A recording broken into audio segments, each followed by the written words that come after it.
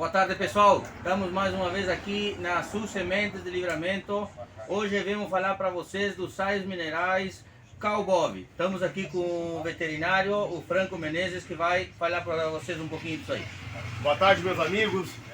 Agradecer a parceria do Alan da Sul Sementes, que é nosso distribuidor Calbov na região de Livramento e Fronteira. Falar um pouco dos nossos dois minerais aqui, o Calbov NF40 e o Calbov proteinado.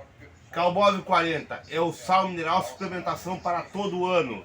É o sal mineral com 40 de fósforo, fica à disposição do gado no coxo. Aqui não precisa ser coxo aberto, pode ser o coxo normal e seu gado lambe o sal à vontade, com todos os macro e micro minerais que o gado seu precisa para cria, reprodução e engorda.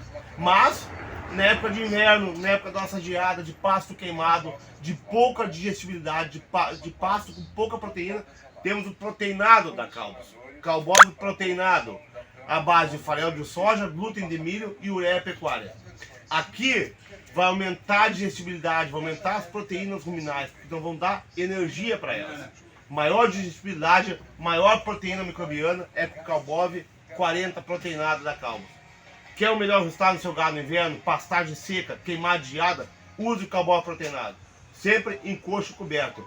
O seu gado vai comer em torno de 1,5% de peso vivo. Em torno de 100 kg, 1,5 gramas de sal por dia. Calbov proteinado, energia e proteína para o seu gado. Muito obrigado. Tá bom então, pessoal?